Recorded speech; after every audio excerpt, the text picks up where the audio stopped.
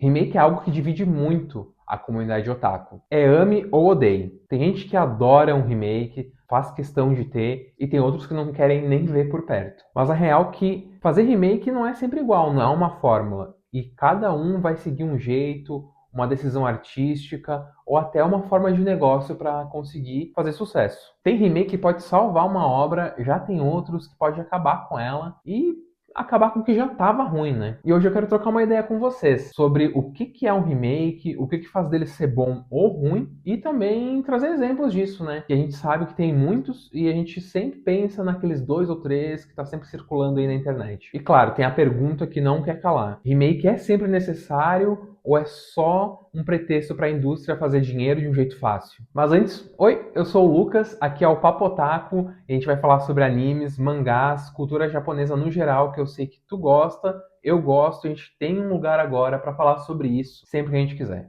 Antes de mais nada, a gente precisa entender o que é o remake e o porquê dele existir. Se tu olhar para trás, principalmente os animes mais antigos, tu vai ver que muita coisa não foi adaptada do jeito que a gente esperava, ou por muitos motivos não conseguiu adaptar todo o mangá. Tem história que, mesmo sendo muito parecido com o mangá, tem um ritmo estranho, não segue direito, e outros que não são iguais ao mangá, mas o ritmo muda um ponto que não parece a mesma obra. Tem muito anime que acaba ultrapassando o mangá, isso é um problema também. E é aí que começa a existir uma história paralela à história original. E isso não é uma exceção, sabe? É quase uma regra dos animes mais antigos. A gente está falando dos anos 90, 2000, onde tinham muitas obras que ultrapassavam o mangá, então tinham que inventar a história original para não parar no meio da produção ou coisa do tipo. Então, traduzindo, né? Tem muita obra muito boa que nunca teve uma adaptação à altura. Claro, tem outras que são muito boas, mesmo não sendo fiéis ao material original, mas a gente sabe que no fundo a gente também quer uma coisa que siga a história original, que entregue o que a gente espera. E é nesse momento, então, que o remake vai fazer sentido. Eu quero contar uma história de novo, onde as pessoas já conhecem, ou que o mangá já acabou e faz sentido agora voltar para ela. Nem todo remake vai nascer com um bom propósito, uma ideia boa ou coisa do tipo. A gente tem que separar os remakes em 2 tipos. Sendo bem direto, é o remake que funciona e o que não funciona. O meu primeiro exemplo é um clássico que eu sei que todo mundo conhece, que é o Fullmetal Alchemist. O primeiro anime foi lá em 2003. O mangá já estava sendo publicado e até um certo ponto da história foi fiel ao mangá. O problema é que num ponto da história da Arakawa, o anime ou ele ultrapassava e inventava uma história própria, que foi o que aconteceu, ou pausava a produção. Só que naquela época isso não era comum. Ou tu ia até o final, ou não ia. Então foi isso que aconteceu. O resultado final é uma história que eu particularmente gosto muito, mas com um final completamente diferente do material original. Então é aí que, em 2009, surge o Fullmetal Alchemist Brotherhood. Esse aqui, ele é fiel ao material original, muda muito pouca coisa, alguma coisa de ritmo para ser bem mais específico. A história em si é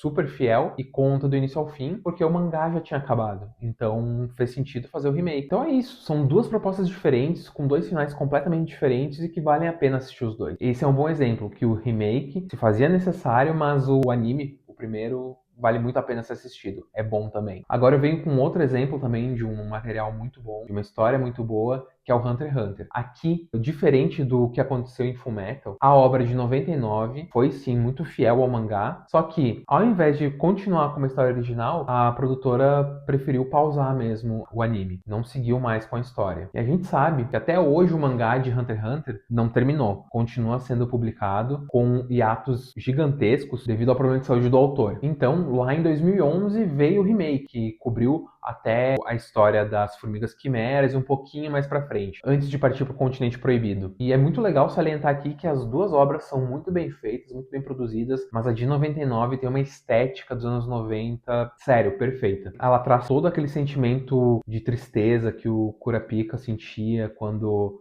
ia atrás da trupe fantasma. O Kurapika. Acontece, né? Dá pra usar isso. Ou até a forma que o Killua era mais violento. Era muito mais sério. em vários momentos. Mas as duas versões são muito boas, isso é inegável, vale a pena. Outro exemplo também é Fruits Basket, de 2019, o remake, diferente do projeto anterior, adaptou do início ao fim e também trouxe uma carga emocional muito mais forte pro anime. Desse aqui, dos três, eu acho que é o único que, se for para escolher, assiste só o remake, que vai adaptar toda a história e vai te trazer muito mais carga emocional. Vocês já perceberam um padrão aqui desses três que eu falei? Um remake, quando é bem feito, tem um motivo. Dentre vários, pode ser corrigem algo, melhoram algo ou até entregam alguma coisa que não tinham entregado antes na obra original. Agora vamos para aqueles que têm tristeza em dizer, mas que não são bons remakes ou que não entregaram tudo que o primeiro anime entregou, sabe? Para começar então essa lista, eu trago o Shaman King de 2021. Eu gosto do anime, mas o original é muito melhor, por alguns motivos. O primeiro, ele não adaptou toda a história, mas o ritmo que ele seguia era mais fiel ao mangá. Esse de 2021 contou toda a história, mas eu achei muito acelerado. Não entrega a emoção que o mangá entrega. Então, o primeiro anime é sim melhor, no meu ver. Resumindo, tecnicamente acertou, mas o sentimento não veio, não bateu que nem o original bate. Agora, outro caso também, por um motivo completamente diferente, é o Saint Seiya Knights of Zodiac. Esse aí, ele funciona como um remake da história original, mas eles mudaram completamente o estilo do anime. Ele foi pra CGI, isso fez com que a alma de Cavaleiros do Zodíaco se perdesse completamente pra mim. Sério, não faz sentido. Acabou se tornando uma coisa muito genérica e sem personalidade, sabe? E por mais que o anime dos anos 80 seja super arrastado... De baixar esse seu rabo de fênix. Ikki! Yoga? Cisne? Sou eu, Cisne. Mas é o cisne? É claro. Yoga! Cisne, não pode ser! Pode ser sim. Não é possível! Sim, estou vivo. Yoga! Cisne! Yoga! Cavaleiro de Fênix irá se arrepender do que fez. Todos estão reunidos novamente. Shiryu! Não é possível! Shun. Yoga? Ikki! Cisne! Ikki. Shun! Yoga!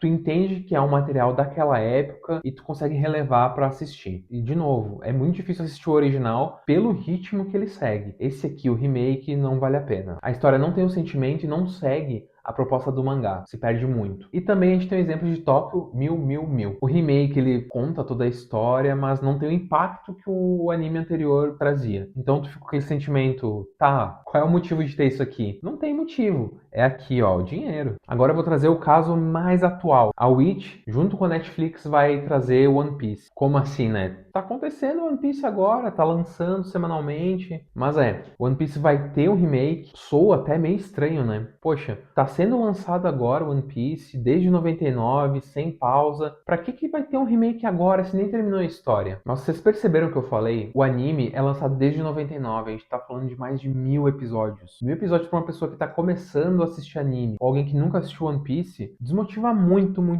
E eu sou exemplo disso, tá? Eu não gosto de admitir, eu escondo isso, mas eu não assisti One Piece. Eu evitei a minha vida toda. E é simples, 1000 episódios. E a gente sabe que por mais que seja uma história muito bem contada, 1000 episódios, a gente tá falando de muito episódio arrastado, muito arco que dava pra se resolver muito mais rápido. Isso aí atrapalha a experiência, não adianta. Então quando tu analisa com um pouco mais de profundidade, tu vê que faz sentido. Um remake, ele vai trazer essa história para um público novo, seja uma criança ou um adulto como eu que nunca assistiu, mas quer de uma maneira um pouco mais fácil essa obra. A gente sabe que é incrível porque a gente vê na internet, a gente consome indiretamente conteúdo sobre ela, mas não consegue iniciar pelo tamanho que ela tem. De novo, 1000 episódios. Então a ideia é simples. Vamos recontar essa história que o Oda criou com tanto carinho de uma maneira mais prática, cortando o que precisa ser cortado, deixando ela com um ritmo mais atual também. Então, resumindo, quem sabe eu vou assistir, me deu até vontade. E agora eu entro com o ponto mais importante desse vídeo. Um remake, ele não é obrigatoriamente bom